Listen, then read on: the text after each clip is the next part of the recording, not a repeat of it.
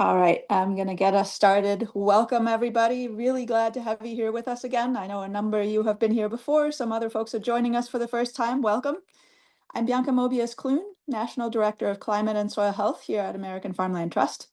Before I get us started, I want to first acknowledge our partners that we're running the series with. We've got US Biochar Initiative and USDA's Agricultural Research Service, who are working with us on this webinar series and the project that funds it, and are just fantastic collaborators. So really glad to be here together. I also want to acknowledge our funding from USDA NRCS that is making this work possible. Thank you so much to NRCS. We are very glad to be doing this. Today, we get to engage on another great topic that we get questions about. Today, we're talking about horticultural applications for various biochars.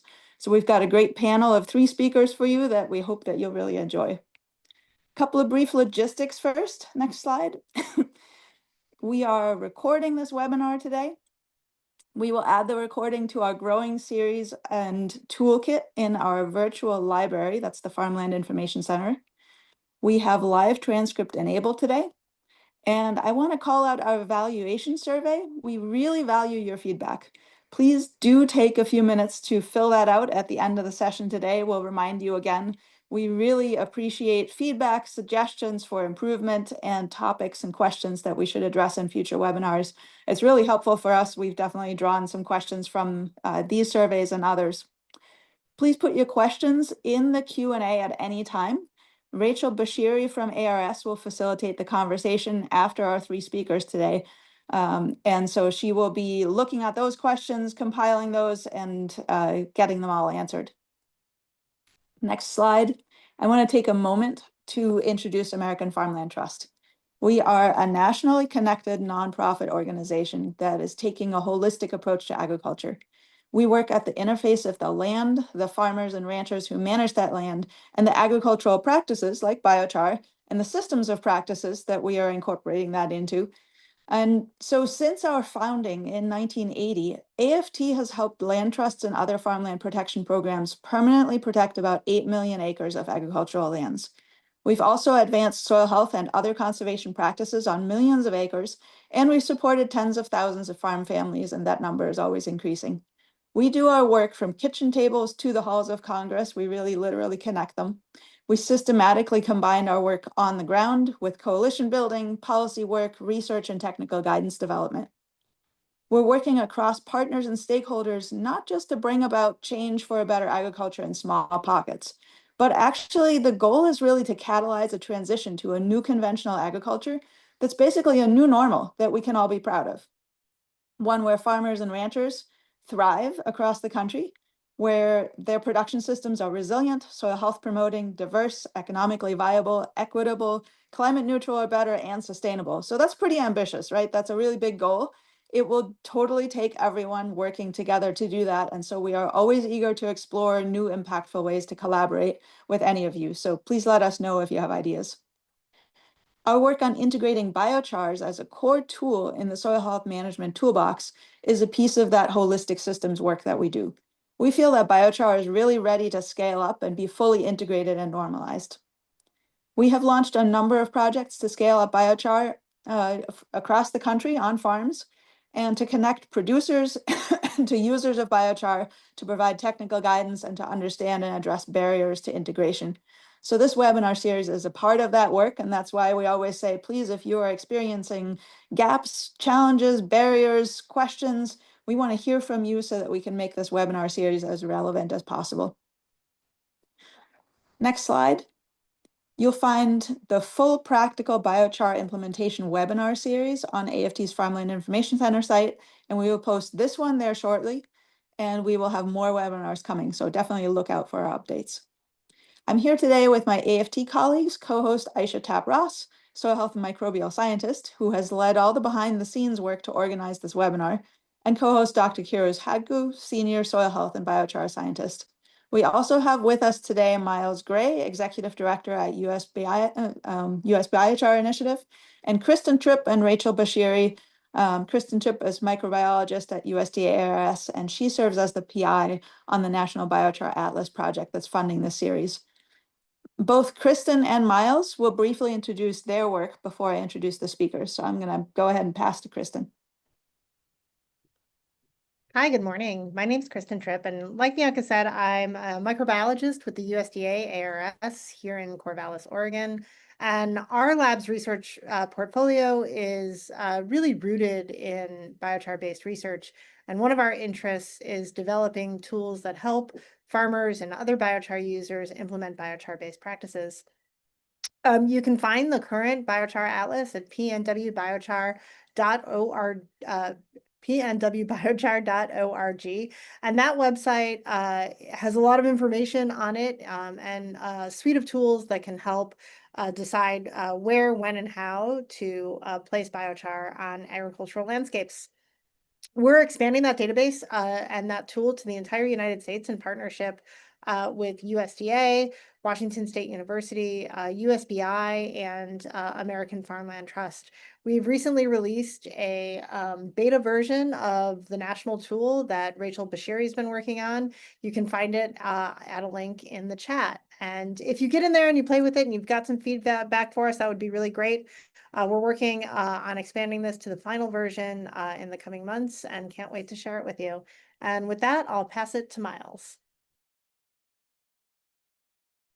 Great. Well, thank you, Bianca and Kristin, and thank you to the rest of the AFT team for really putting this on. And of course, really mostly thank you to the speakers willing to participate. We really can't do it without you. So quick intro for USBI. We're a 501c3 nonprofit. We're really focused on increasing production and use of biochar.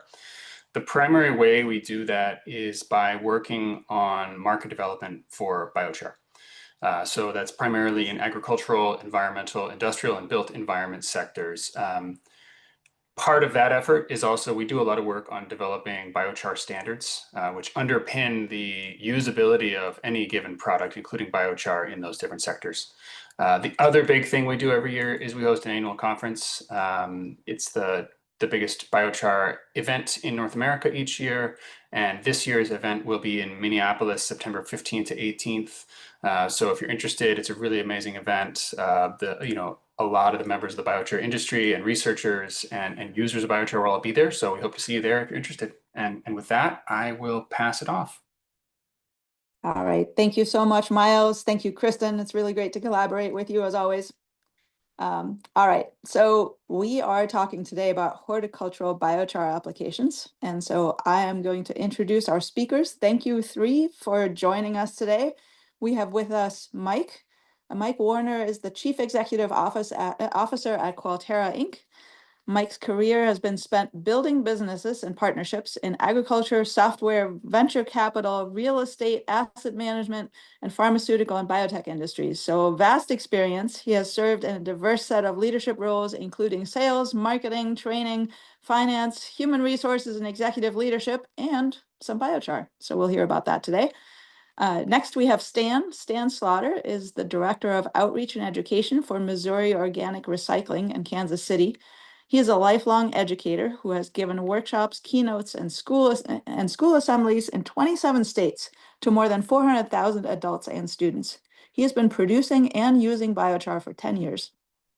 And finally, we have Josh. Josh Phillips is an experienced researcher who works on turning organic waste into clean energy, soil products, and building materials. He is vice president of two organizations, C6 and Humanity Using Biochar. He leads operational projects that turn organic waste into high-performance carbon-negative material. Josh works with companies and government groups to develop practical, data-driven ways to make our environment healthier and create sustainable solutions. Really excited to have you three with us today. Really looking forward to all the insights you're about to share. I'm going to pass to Mike to get us started. All right. Thank you, Bianca. So I get my slides up here. Give me a moment. Let's do the first. Can everybody see my screen okay? All right. Yes, it's good. Great. Thank you.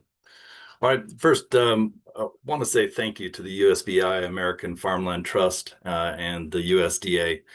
It's a pleasure to be here today and have the opportunity to share the journey that we're on at Qualterra. And it's been a journey around collaboration and partnerships, focused on science, science to build trust, and innovation around biochar. And before I get started, I just want to share a little bit about Qualterra. That's our vision. We're focused on being a trusted partner, an innovator in high quality plant and soil amendment technologies. Qualterra at its roots means quality earth. And so we're focused on growing plants, but we also develop and produce biochar that we're using in our cropping systems that we sell to customers. And in hopes of really empowering economic and agricultural prosperity. And at the end of the day, we all know that it begins with people. And so we are very focused on being a people-first organization. One of the things that I think everybody talks about is the world is getting smaller every day. Well, it may not be getting smaller, but resources are becoming more constricted as our world around us is challenged. We're losing arable soils 10 times faster than they're being replaced. I think we all know these stats. It takes Mother Nature 1,000 years to reproduce 1 inch of arable soils.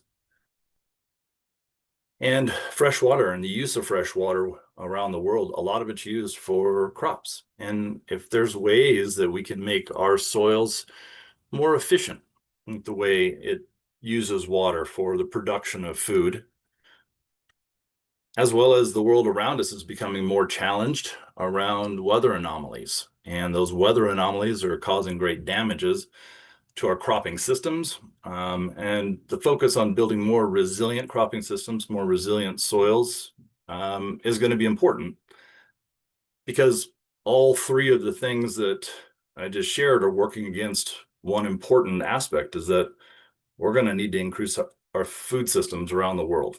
And we're going to have to do it in a very, very intentional way. And I think we all believe that biochar can play a very special role in that. And biochar, it's something that everybody sees as filtration, soil amendments, maybe carbon removal, other solutions.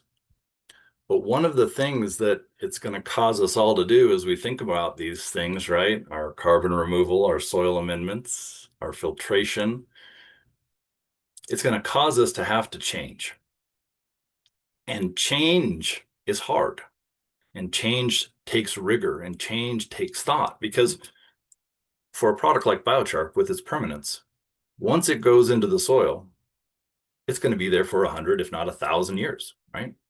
And so what we're focused on at Qualterra is really thinking around crop security, plant productivity, healthy soils, and carbon sequestration, but doing it away around our programs of clean plant propagation and biomass processing. We're highly focused on science.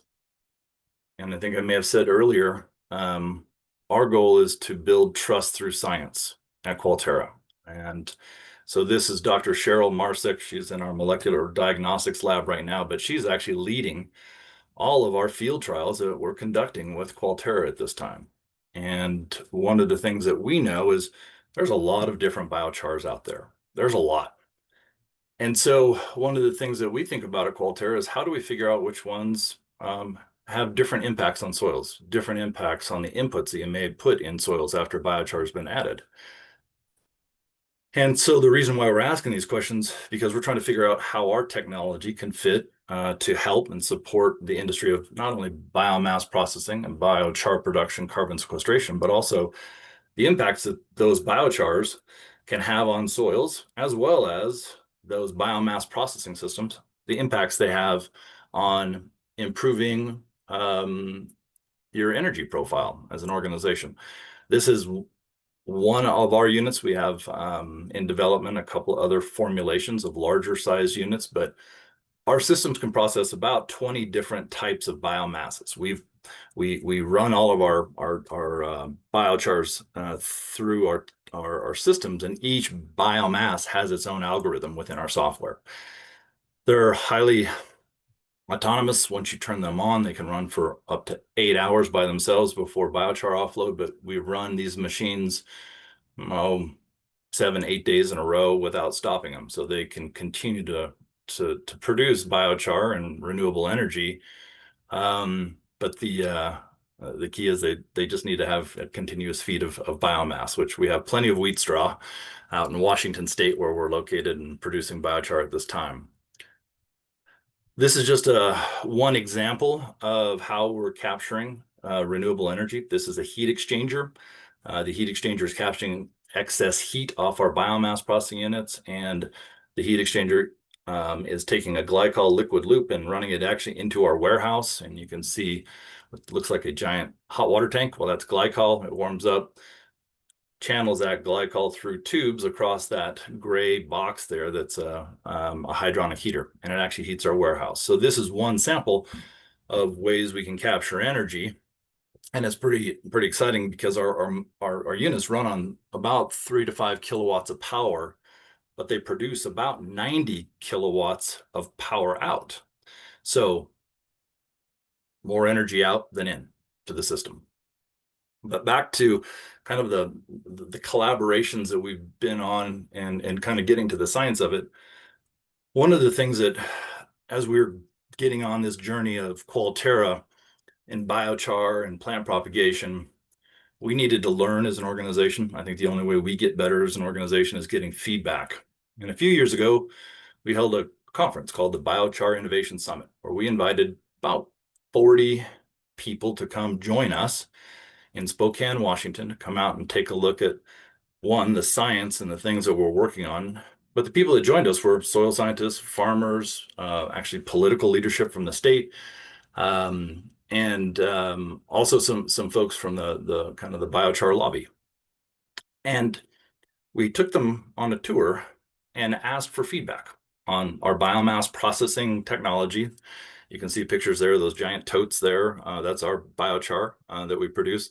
And then on the right-hand side is Dr. Cheryl Marsek, and that's our small greenhouse where we do all of our initial kind of informative R&D research on biochar and different crop types before we amplify those into larger trials.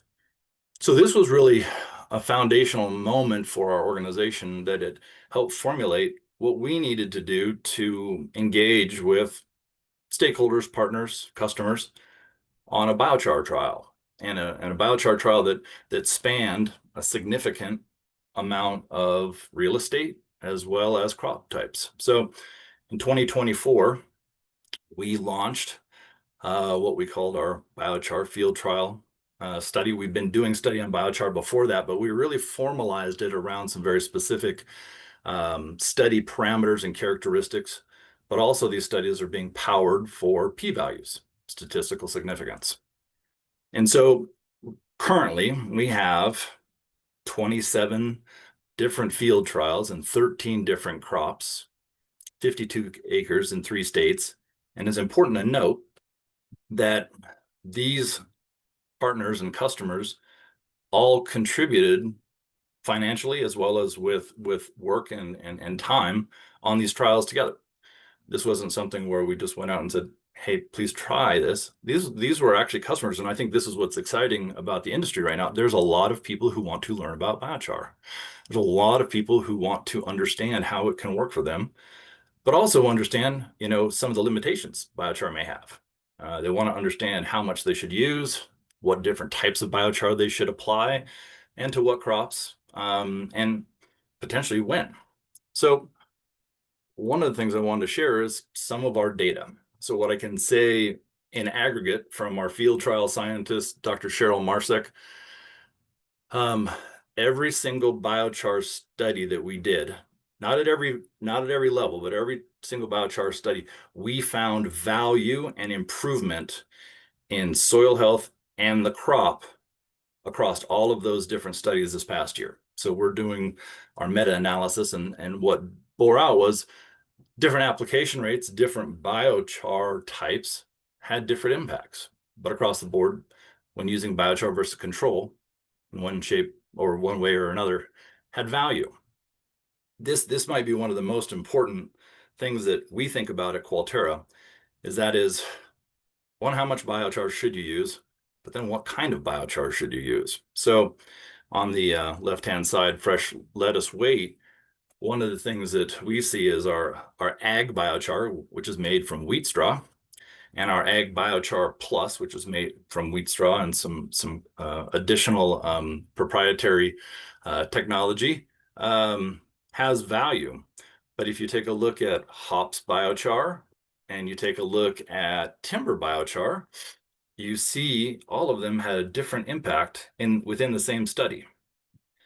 And so what's important is the different ratios. So when you see 5 and 15, that's the volume to soil ratio. So 5% biochar means 95% soil. But you can see each one had a different impact. They all were statistically significantly better, but the impacts from each one of them, and we've seen this across the board. On the far side, what we're also studying is the concentrations of biochar. So prilled biochar is a granulated biochar that we produce. And what we learned is it was too potent. It was too potent for the plants, and it actually soaked up too much of the nutrients and water. So we understand we need to use less of that. So we're trying to figure out that upper limits of where the value proposition for our biochars meets the expectation for growth and soil health, but doesn't do damage. And on the other side, one of the other major studies was a caliper study. They measure the caliper of newly planted apple rootstocks in Washington State, those with biochar, those without. And within 10 months, we saw a 60% increase in the caliper size at the base of the trunks of these little trees. So 10 months improvement. One of the things that we've kind of circled here is that we know in Washington State, the drier times of the year are kind of July, August, September. And we noticed that's really where the divergence of those curves really began. And so, we theorize on what's going on, but we also proved in one of our greenhouse studies that we can reduce watering requirements using our ag biochar by 25%. And so we're theorizing, like I think a lot of us do, on what's happening with biochar and how do we figure that out. So a couple more studies just want to share with you different locations, different applications too. And so when you see at the bottom, it says Ag Biochar Plus Economy. Those trees were actually hand planted. Instead of doing a furrow and running the biochar all the way down the rows of the apple trees, we were actually individually planting to see if more specific application. We've done this not only with hand planting, but we've also done this with actually a liquid application of biochar.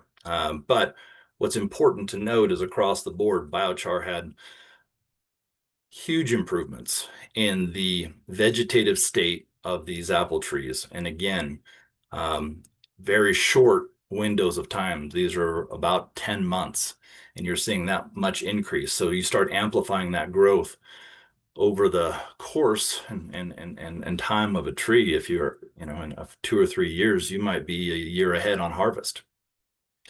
And that's what our customers are telling us. And so that's what's kind of exciting about the science is we're seeing long-term benefits. The biochar doesn't need to be reapplied. We're seeing the enduring impacts of that biochar. And so these studies will continue for the next 4 years.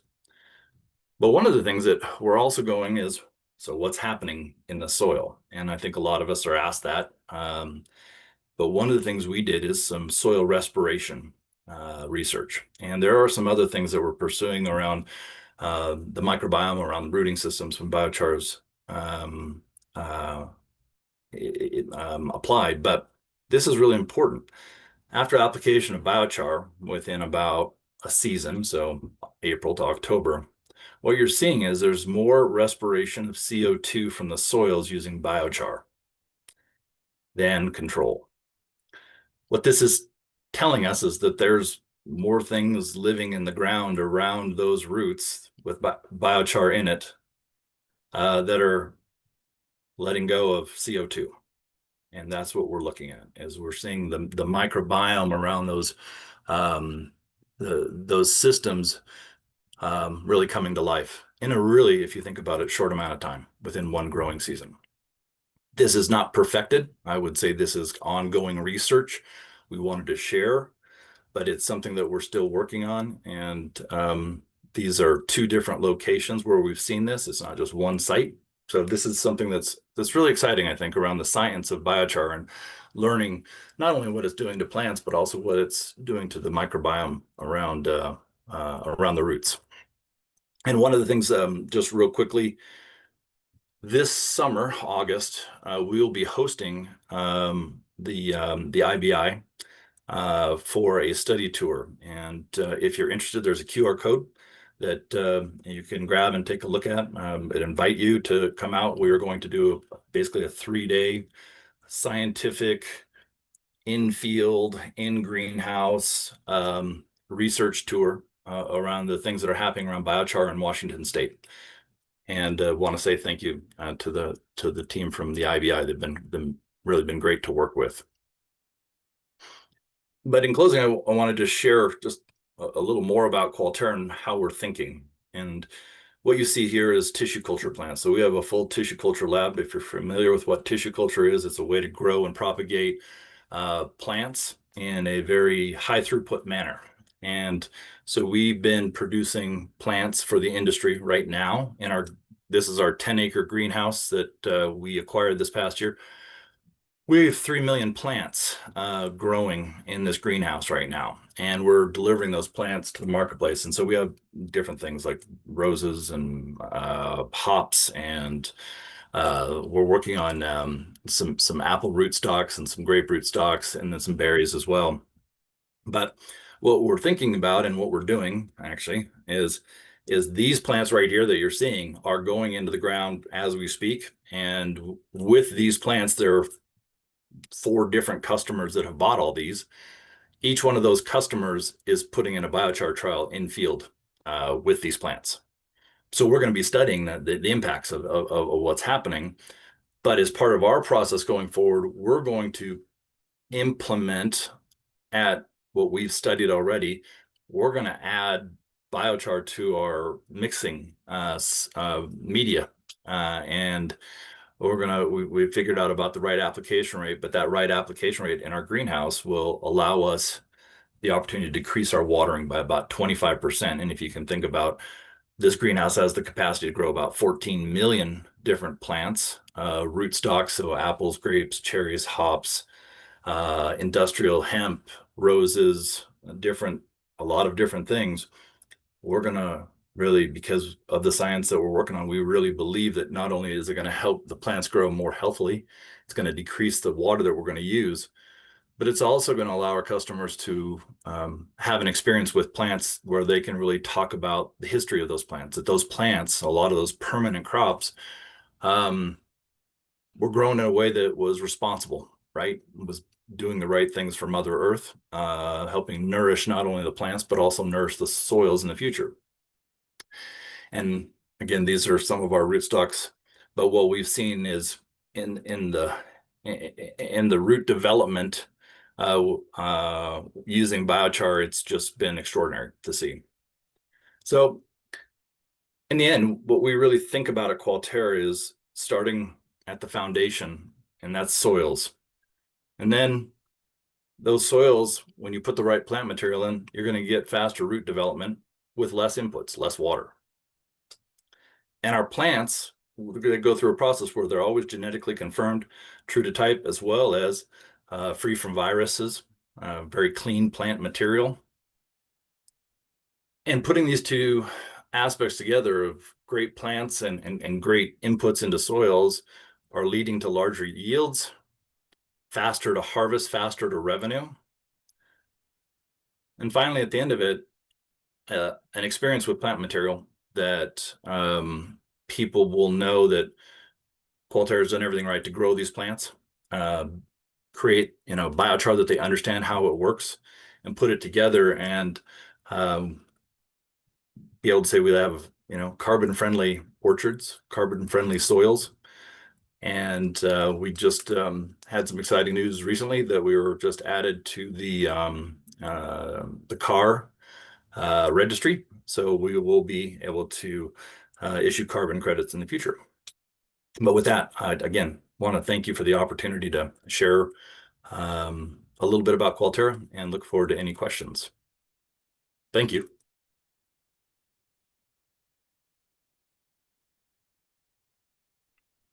Thank you, Mike. Josh, do you want to go ahead and start your presentation? And Mike, we had some great questions come through, but we'll do the Q&A at the end of Stan and Josh's presentation. Great. Well, hi, everybody. This is Stan Slaughter, and good to be with you. Mike, what a wonderful presentation. Thank you. I'd like to thank USBI and American Farmland Trust and USDA for putting this on and for the opportunity to speak today. We've had good success over 9 years of making biochar enhanced compost in Kansas City. I work for Missouri Organic Recycling. Josh, let's have the next slide. So this is a 32-year-old family-owned business with 85 employees in 6 locations. We're the public-private partner with Kansas City. We collect all the yard waste and about 50 tons of food waste every day. We make about 7,000 yards of compost a year and 400,000 yards of mulch per year. Kansas City is a green tree city, 40-mile square metro, and there's lots of trees and a population of 2 million people. So there's a lot to work with on the recycling side in organics. Next. So the first story we want to give you is how we got into biochar, and also a trial that was conducted in 2015. And this is a farmer in the Boot Heel of Missouri. If you're not familiar with the Boot Heel, it's an extension of the Mississippi Delta as far north as the southern corner of Missouri. And so it's a large agricultural area, very flat. And this farmer, J.R. Bollinger, decided to give biochar a try and use some minerals and some biologicals along with the biochar, and actually didn't have to retrofit his machine very much, but you can see it's a big industrial agriculture machine. He got 186 bushels of milo an acre when the average is 110. And he did a 50-acre trial of corn that brought in 235 bushels where it had never produced more than 180. So next. And this is obviously a high-tech machine, and it uses precision GPS, and he actually applies the biochar only in 6 inches of the strip. And so there's tillage beyond the 6 inches, but the char itself is only in a 6-inch strip. And that's really economical. He doesn't inoculate it prior, but he's putting it down with 50% of the commercial fertilizer, NPK, and other minerals. So with the first rain, it will be inoculated. Next. So the corn took off and grew really, really well. And this is, once again, as Mike was talking, early to market, early to harvest, and the growth rate was well ahead of schedule. Next. So these are excellent ears, good size, high bricks, high sugar content, and 2 weeks early. So a lot of the buyers for industrial corn now are starting to ask about nutrient density, and this corn was much more filled with nutrients than conventional corn. Next. So this is some of our founders. Phil Blom owns a company called Terrachar in central Missouri. Sells biochar from the forestry industry, timber-based biochar. And we got our original biochar for the first several years of our experiments from Phil. And JR's on the right. But much of this experiment was, catalyzed by a friend of ours named David Yarrow, who is a real pioneer in biochar use. So next. David helped us formulate our first batches of biochar, including wood vinegar, extra minerals, azomite, and those sorts of materials. We had that ready by starting in 2016. Next. So we had to get people to try it. And in Kansas City, we have 54 farmers markets, a very active local food system. And we put our information out to our customers all over the city and region. Actually, the solution for broadacre farms, we're surrounded, obviously, in Missouri and Kansas with huge farms, but we haven't really been able to penetrate this yet. And I think it's partly because of the kind of research that we've been missing, the actual p-value research. But with our organic truck farms and other customers, we were able to get this material out and get it in the hands and actually starting to work. So this is our first brochure. Next. So at the end of the season, we contacted these people, and as you know, Green Frontier is the name of the product that we had. It's 16% biochar. And we got some interesting responses. Next.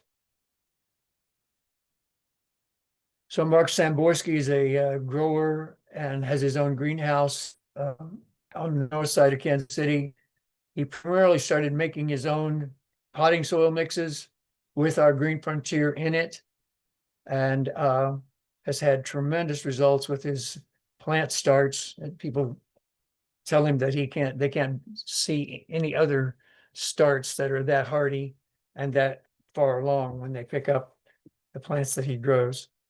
And he also does sell the Green Frontier bag product at his location. So next.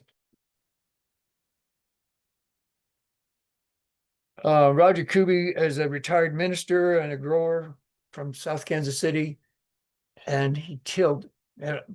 You probably don't know, but we have heavily clay-based soils in Kansas City, and it doesn't breathe really well.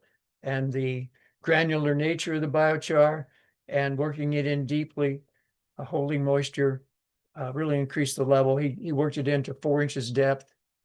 Didn't do anything else, but got what you would call 75% better yield than before. That's some pretty hardy kale, if you'll notice. So next. And 8-foot peppers in the greenhouse will get your attention. It's pretty amazing. Next. This is another case study. Julia is a friend of mine. She works at a Unity Church in South Kansas City that serves a food desert, if you will, and has several large raised bed gardens at the side of the churchyard, and is using Green Frontier. Said it drained better and yet held moisture through the drought. So better biology makes healthier and tastier plants.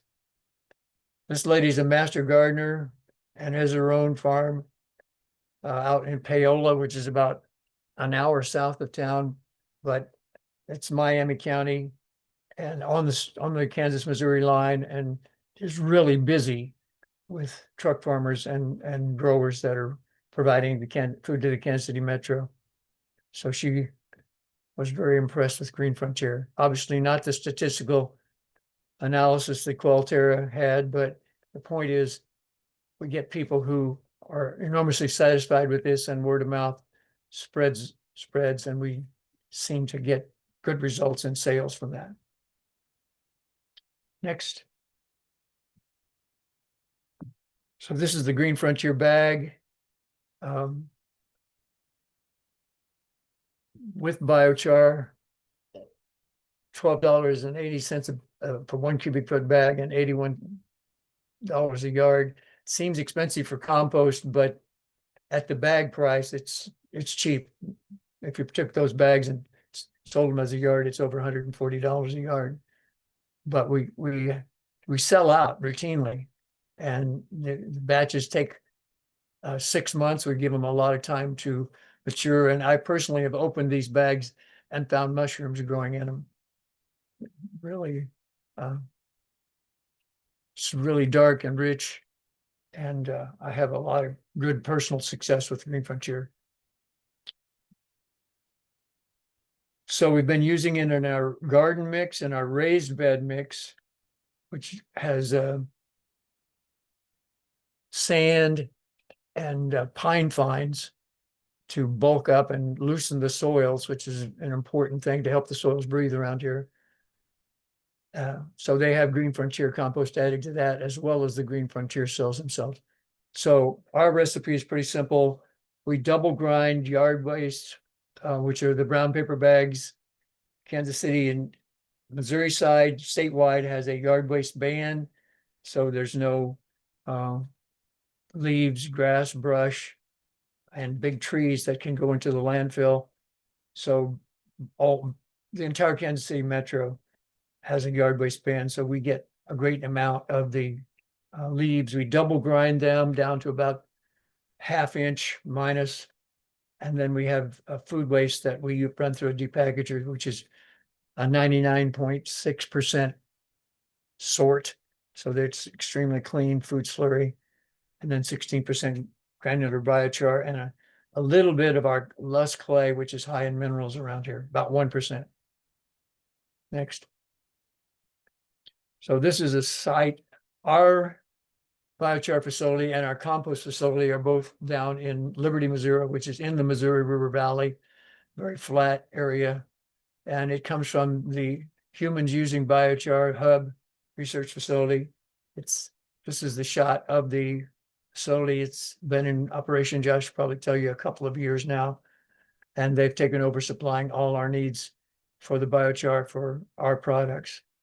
And this does a terrific amount of research on the feedstocks, on each batch, highly computerized operation.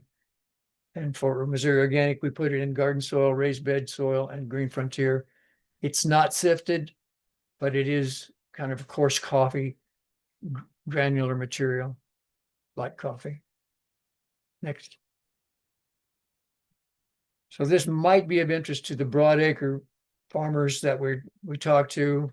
Biochar in compost, if you put it in at the start, it will absorb ammonia and reduce nitrogen emissions. And this is from the University of Georgia. Every pound of biochar absorbs about a 1/2 pound of nitrogen. And if you're offsetting synthetic nitrogen, urea, or anhydrous ammonia, it's about 40 cents a pound. But we know that 1/2 of that is lost or vaporized, completely ineffective. So the effective cost is 80 cents per pound of fertilizer. And next. So if the biochar costs about 35 cents a pound and absorbs a 1/2 pound of nitrogen that's worth 40 cents, the fertilizer value of the biochar is greater than its purchase price.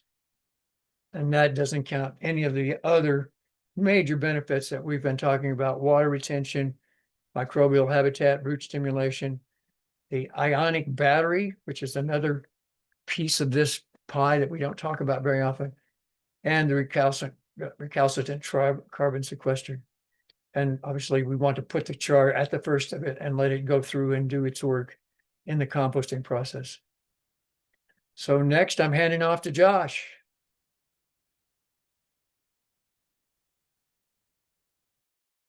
Thank you, Stan.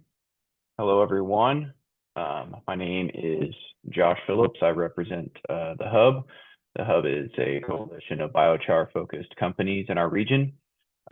Missouri Organic, which you just heard a lot about, and Carbon City Connection, C3, as well as my group, C6.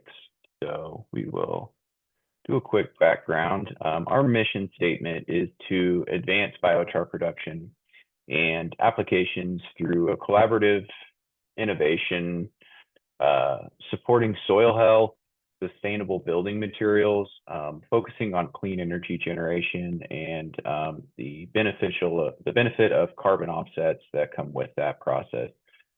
Really trying to make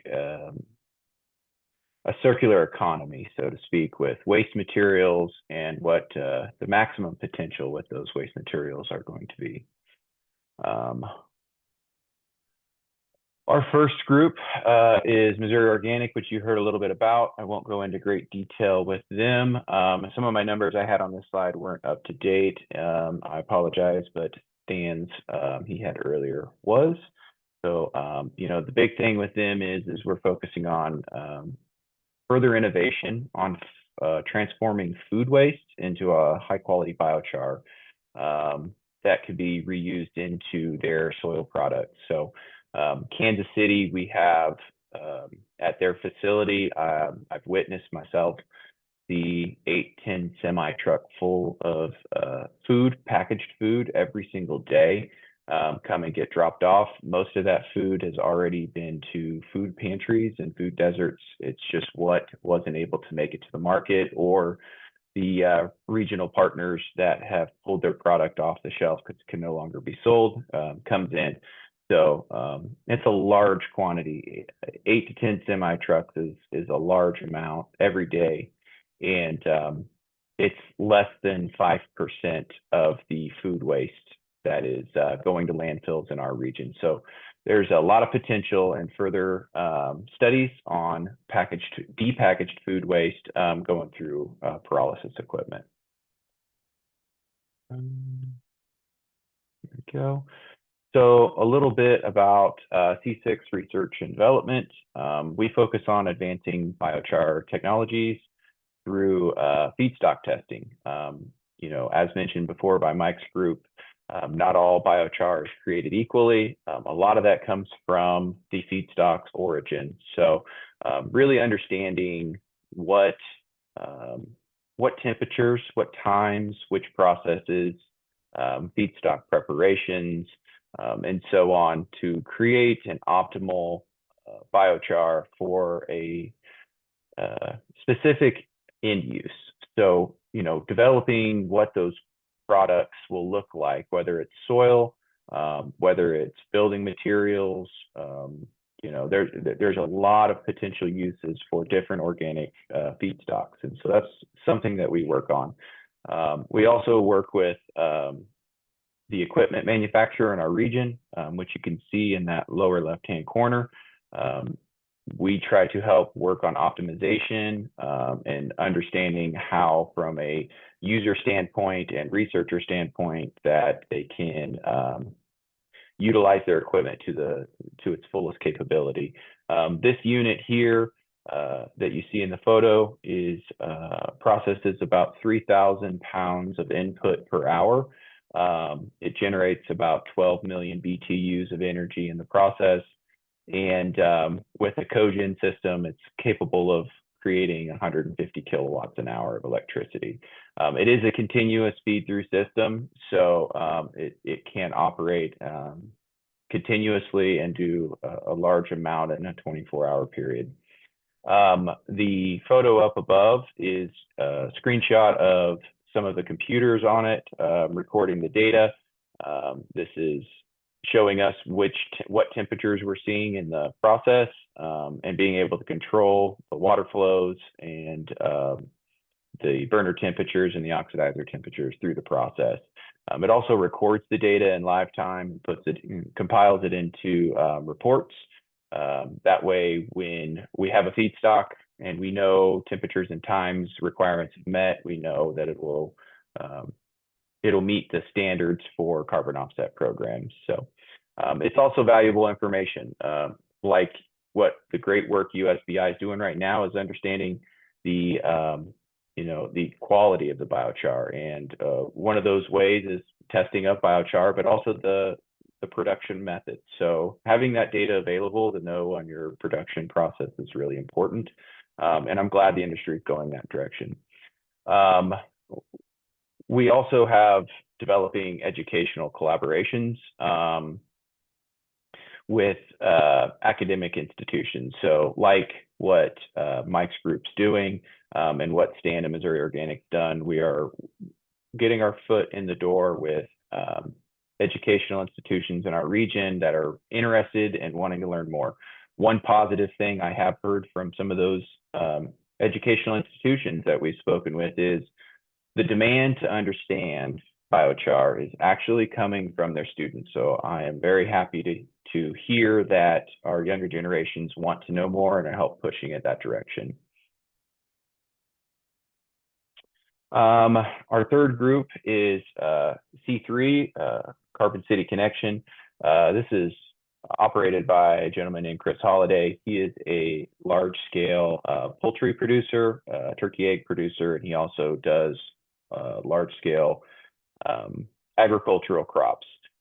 He saw the need for better solutions in the industries he was in, and we've worked closely together to help develop these soil products with Missouri Organic and their compost, and some of the products that we will discuss a little bit later in the slide for poultry barns.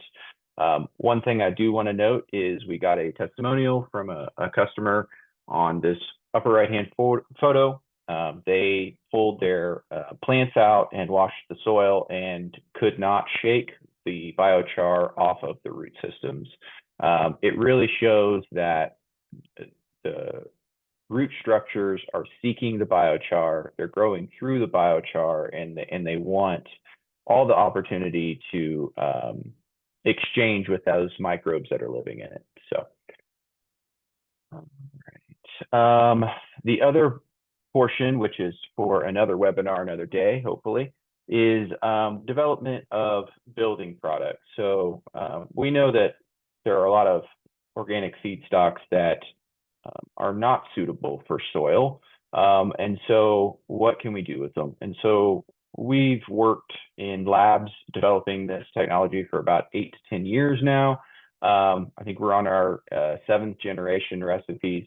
And so we're able to take those that carbon, that biochar, and permanently sequester it away in these building products. The big benefits that we found is it's increased in strength, it's reduced in weight, and we have current tests going on for R factor. We've done some in-house testing, and the results are pretty astonishing on how heat resistant these materials are. A lot of it has to do with the carbon structures that are contained in it.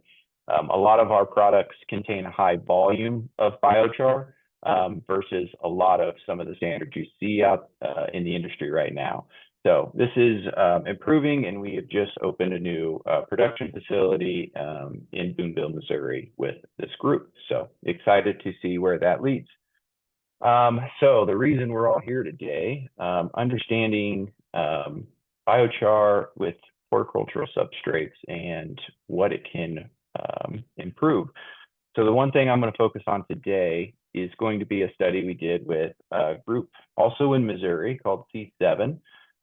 They are a biochar producer themselves with this equipment, and they had a regional need to try to improve yields in poultry barns.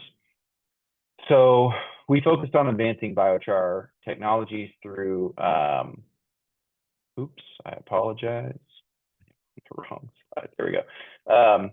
So what we decided to do is see what we could do to help improve the production in bird barns. So we worked with this company. They have a patent pending mixture, an additive that they mix with the biochar. It goes into the poultry barns. Percentage is mixed in with the litter, and a percentage is mixed in with the feed. The big notes that we noticed immediately were in the studies that we did that the ammonia levels drastically dropped. The biochar helped capture that ammonia. The environment that the poultry was living in increased, their health increased, and required less pharmaceuticals and hormones to help the bird be productive in laying. They also saw increase on weight when they went to the butcher house.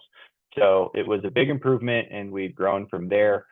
One of the things that we decided to do was to go in and harvest the bedding after the flock had been moved.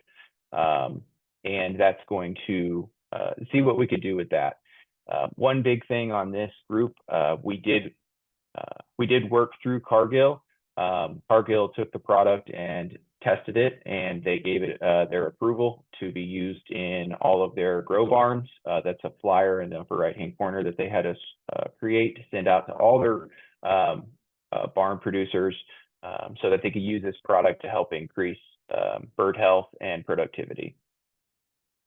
All right. So when we took the bedding out, very high moisture content. So what we decided to do was we mixed it with more biochar. All the biochars used in this study were local wood species that were harvested in the area from whether they were downed trees or cleared out for projects. They were, or even sawmill scraps, but it was all native to our area. One of the things we did was we mixed it with more of that biochar, and we created into a granular pellet, so to speak. And we decided to see if that, how much absorption of that biochar was the poultry manure. And so some of the testing we did was we found that the carbon to nitrogen ratio was 12:1. And it had very high levels of phosphorus, potassium, and calcium. The largest benefit that we saw was that all of those organic components that the soil and the plants love was a slow release, because that biochar, similar to the compost, absorbs it all in. It doesn't just immediately release it out in the granular form. So it's soil amenity that helps the plant over time, especially with drought conditions. Here in our area, we go from super hot one day to cold the next. So, it really gives that plant a super start to life. So this is one of the tests that we completed in a local organic garden in our area. Some of the benefits that we saw quickly was germination time. It's very similar results to what Mike spoke on and what Stan had spoke on some of his stuff. I love seeing the consistency in different areas of the country, being able to have similar results. So we saw a decrease in germination time. These green beans we did in this study typically germinate in about 6 to 7 days. Ours were germinating in that lower left-hand corner in 3 days. Pretty remarkable stuff. The maturation of the plant to harvest, these were in our region around 55 days to harvest, and we were able to average about a 15 to 18% decrease in time. We were actually able to, on this garden here, get an extra growth crop in the year before the end of the season from the beginning of the year, because we took that 15% off each round. The other interesting fact that we weren't expecting was this individual, who's been growing for many years, always has a pest issue, especially on his green bean crops. He always has to use pesticides to keep his crops from being eaten up at a certain age. We found that the Brix levels of the plant sugar content was much higher than the control, and we decided not to put any pesticides on the plant to see what happened. And they would have a few bite marks. You can see in some of these photos in the upper right hand. The bug would eat it, go, nope, that's not for me, and take off. So we were able to do these harvests with eliminating pesticides, which was something we weren't expecting, but it was incredible to see that it was another cost saving to the grower. And as you can see in the far right-hand corner, those were the average size green beans that came off of them. They were very thick. And the biggest notice that I found when I enjoyed eating them was versus store-bought produce is the cook time. It took a few moments in a pan to cook the store-bought. These took double the time to reduce them down. They are just loaded with nutrients, and we sold out of them very quickly. So what we did with this is we had a couple different opportunities. We did a granular in with the seed, and then we also made a tea out of the granule. The tea was interesting because we were able to use the granules multiple times to make multiple batches of tea. That biochar was slowly releasing those nutrients every time we made tea. So we were able to use one batch per plant growth, 4 applications over 20 days using the same pellets. So it was really incredible study. We're doing more this year to see the advantages we have with other crops that are local in this region. So lastly, I would like to thank the USBI team, the agricultural department, the USDA, everyone who's involved in biochar and understanding it more. I also want to thank Stan for giving me the opportunity to come in here today and speak as well. And I also want to thank Mike. I'm not sure if he's here with us anymore, but I really appreciated seeing his presentation, and it makes me very happy to see other people in the industry across the country with the same passion. So thank you, everyone. I'm done.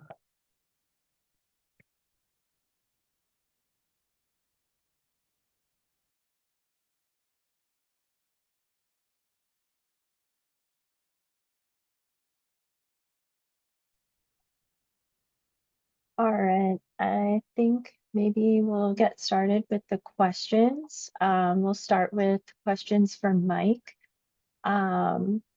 We have a few questions in the chat about, well, you already answered the prilling agent question. And then the second question is, what is the binding agent used for the biochar? Yeah, the binding agent's kind of a formulation of molasses, actually. It's kind of a sugar-based binding agent. So it's organic. Very cool. And do you think that has any additional nutrient value to the soil? Well, we haven't figured that one out yet. But we are seeing that the prilled biochar in smaller quantities is working in cropping systems, but we haven't been able to kind of divide whether it's the biochar or the additional maybe molasses or sugars that are in it. So not sure on that one. Yeah, I will say that it obviously imparts some readily available carbon that the soil microbes, I'm sure, enjoy. Yeah. So some questions from Myles. I noticed that your existing trials are mostly focused on specialty crops and not on commodity crops like wheat. Can you comment on why Qualterra is using this type of approach? Yeah, it's Qualterra originally, and I apologize, I might have to give some background, if that's okay, just for a moment. But Qualterra, there used to exist 2 companies. One was called Ag Energy and one was called NuFi. And I was asked to come in and help work on both organizations. And NuFi was a plant propagation company, and Ag Energy was a biomass processing company. And I was like, wow, these 2 technologies really would work together. And there had been talk about putting the 2 companies together in the past. And so we put together these 2 companies, which both had over a decade of experience in their respective plant propagation and molecular diagnostics and biochar and biomass processing experience together. Because we saw the blend for the more permanent horticulture crop industry as the area of focus for us. Now we've seen some impacts in other cropping systems, more commodity cropping systems. But because of our focus of really building a system around horticulture, around better soils, better plants, and in a way that creates resilience and economic opportunity, that's why our focus is where it's at. It's not because we don't have the experiences there. It's just the way our company's formulated really is tasked to do that. Okay, great. Second question, in your crop trials, you were using different application rates with 5%, 10%, and 15%, all showing value over the control. From an economic perspective, there will be some point of diminishing returns for the Yes. grower.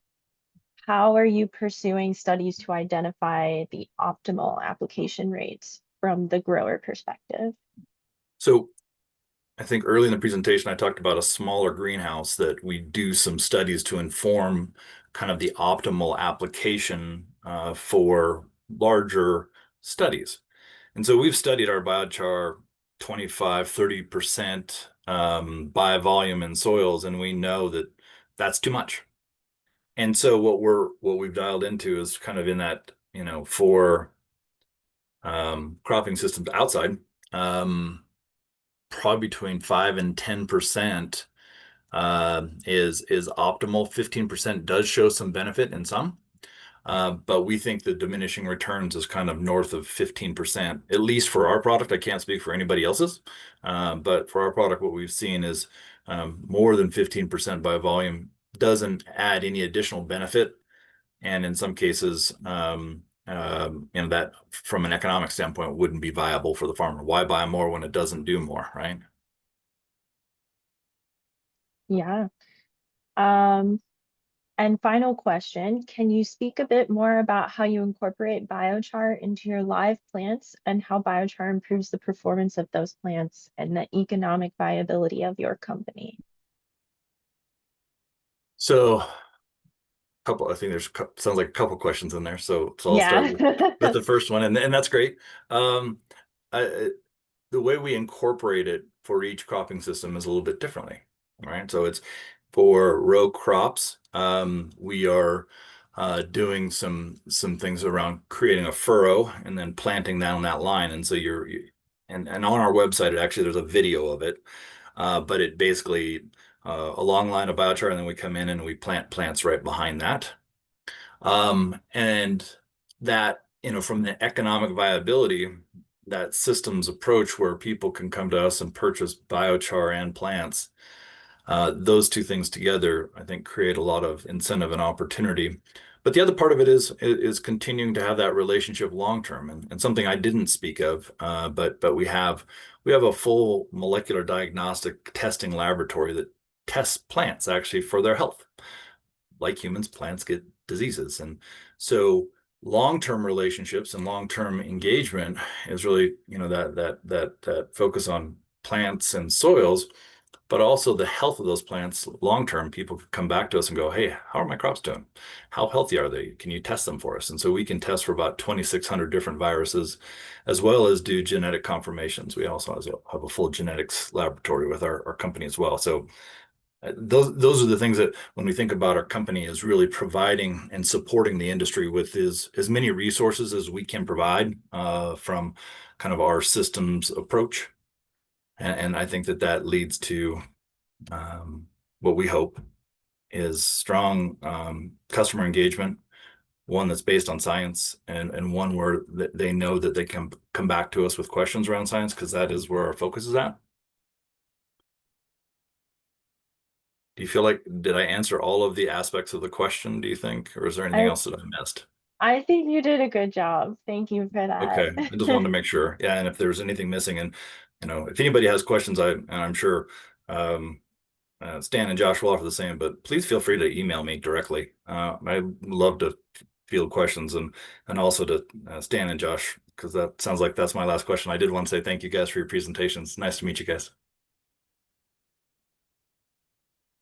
Great, thank you, Mike. Now we'll move on to questions for Stan. So someone asked about the corn, biochar application to corn that you mentioned improved nutrition in the corn, and they're wondering whether there's any other nutritional improvement information, either from your companies, or any other sources that you know of. I don't have any extra on that. I put a call into the founder of that study, David Yarrow, today. I didn't reach him, but I'll be glad to follow up and go as far down that line as I can. If they want to contact me, it's real easy. So stan@missouriorganic.com.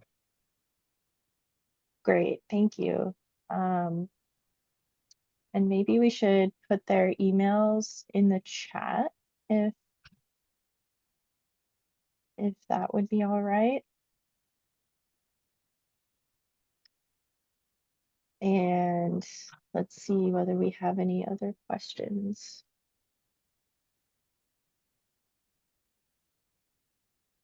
Thanks, Mike.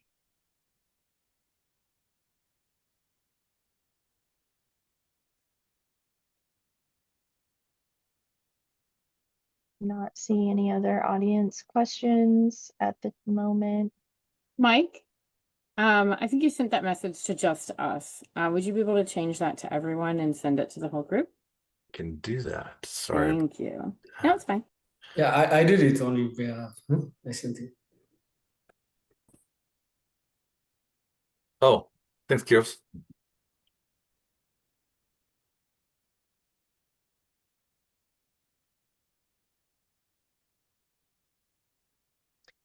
I have a question. And I'm just kind of wondering, because I have experimented with biochar application in my backyard a bit. I'm wondering whether there are any crops that you've heard from growers do not respond well to biochar, or if most of the crops that these growers are growing have been responding well to your products. I haven't heard of anything. Who that- wants to take that a stab working. at that? There's always the brassicas that don't use the fungi well, and whether or not that's a piece, you know, that could be a factor. There's no data for me on that. From It could also, sorry, go ahead. from a personal standpoint of trials that we've done, I've noticed that it's really it's not whether the plant, the biochar doesn't like the plant or the plant doesn't like the biochar. I think it's a combination of things. It's the soil type. Soils in different parts of the country require different types of biochars, and then also the feedstocks that create that biochar. You know, there's going to be some that are going to be more porous, some that are less porous, some that are going to have high ash, some that are going to have very little ash. A lot of minerals are passed through to the soil in the pyrolysis process in the form of ash. So, you know, there are a lot of different factors that go into whether a plant accepts or denies the biochar in it. And I won't add more. I think Stan and Josh nailed it.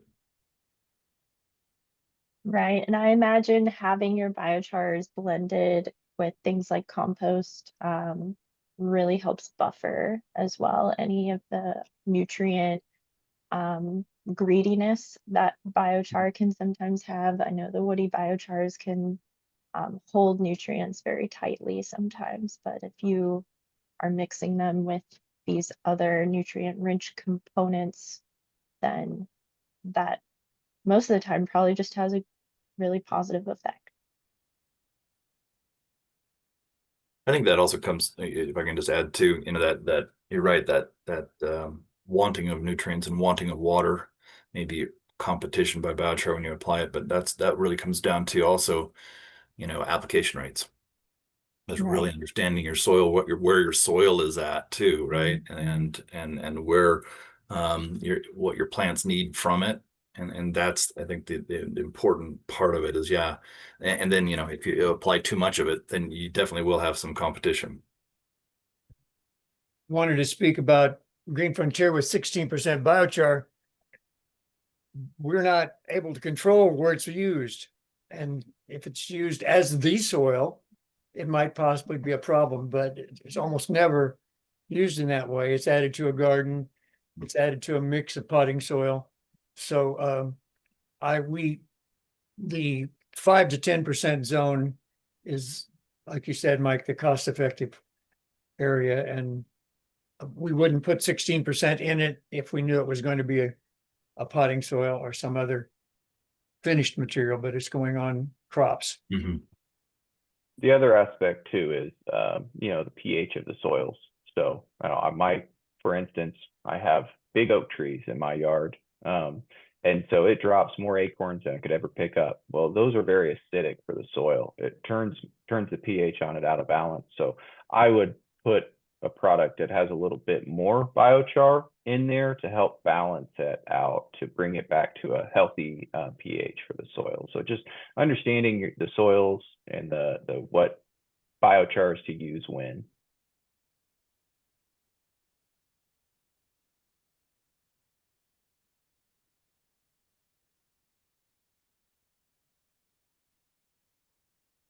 And again, anyone in the audience, if you have any questions, please drop them in the chat or the Q&A section, and I will ask our wonderful presenters.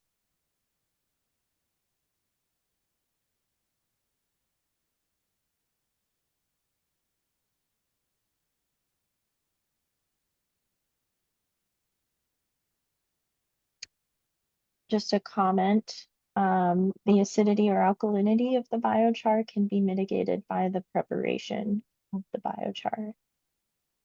Right.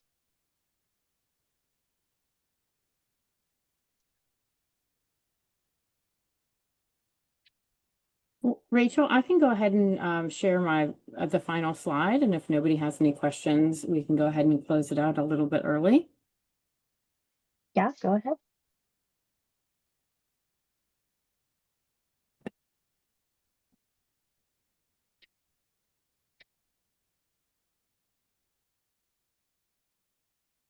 You guys see that okay? Yes. Wonderful. Well, as we're waiting for other questions, I want to thank everybody for participating in the webinar, both our presenters and our attendees. We really appreciate all of your support. If you are not already on our mailing list, there is a QR code, so please take a minute to sign up for the mailing list. In particular, there should be like a climate checkoff box that will ensure that you do get any biochar related materials. Also, if you can take a moment to fill out the survey that was linked in the chat, we would appreciate that as well. That does help influence, as Bianca said, that does help influence future webinars. And let's see. It does not look like there are any other questions. So thank you all so much. And we will have our next webinar in July. I believe that is on the 15th. And you'll be getting emails about that as we get closer. So thank you all so much. Rachel, there are two questions in the Q&A, sorry. Great.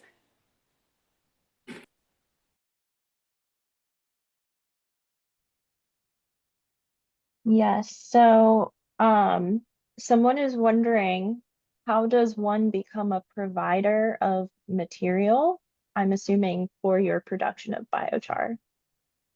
How do you source people to provide you your feedstock?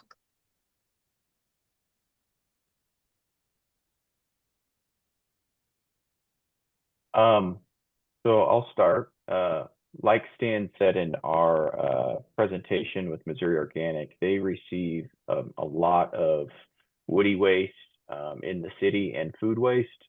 It's mandatory for it to go into diverted from a landfill. So there's in our region a large amount of feedstock available. There's also a lot of agricultural waste in our area. Soybeans and corn are a large producer in our region. So we have a lot of that readily available as well. As far as I would call more unique feedstocks, finding out if you have a waste material that is suitable for making biochar and what its benefits could be. That is something that we just discuss. And that's one of the purposes of our facilities, testing facilities in Liberty, is to bring in various different feedstocks and see what its potentials are. So if you have a specific feedstock in mind, I would say reach out to your local pyrolysis providers to see if they have any testing available or any collaboration. I would just add can you hear me okay? Yes. Yeah, I would just add that our facility is located actually right in and around some of the largest wheat straw areas, and wheat straw seems to be our workhorse product that we're commercializing right now and selling. But our proximity to wheat straw and lots of it is within just a couple of miles of our facility. But we do, like Josh mentioned, we do also have people who want to have certain materials processed for certain applications, for certain studies. And we're happy to do that as well. But right now, wheat straw and more crop residues seem to be our focus of what we're looking for.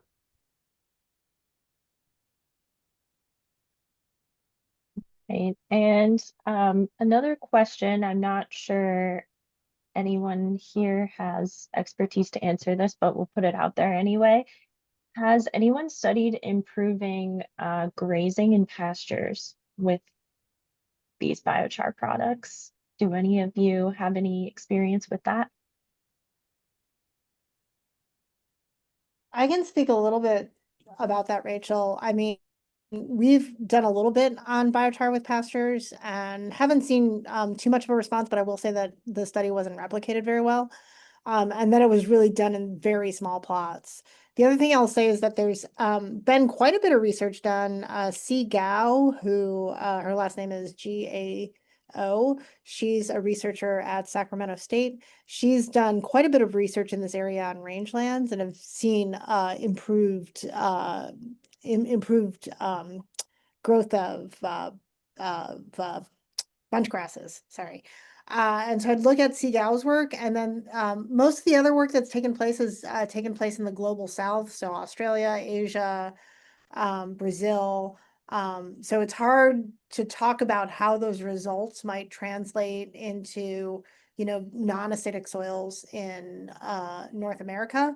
But I'd just say there's a lot of literature, and if you're interested in specific studies, please reach out to me. I'm happy to pass them along. And you can just reach me at kristin.trippe@usda.gov. If I could add real quick, we actually are in ground right now with about a 5-acre pasture study in Idaho, actually. And we're looking at different application rates. And so we should have data probably within about July, and then we'll look at it again next year. But so far, visually, we are seeing some differences and improvements at certain application rates. And is that with your wheat straw biochar product? It is, yeah. Yep. Cool, we'll look forward to that.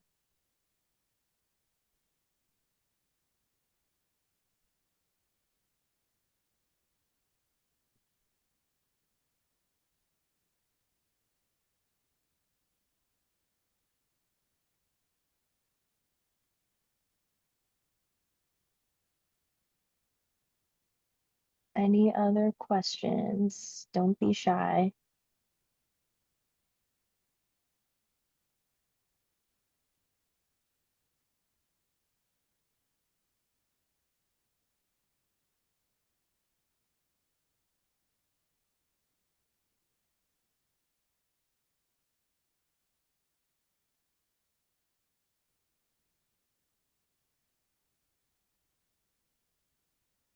Thank you, Mike. Have a great rest of your day. Well, with that, I think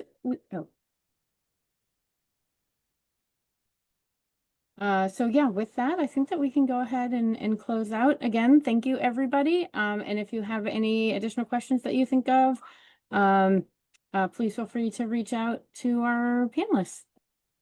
Thank you. Appreciate getting to come on and speak. It was a pleasure. Thank you.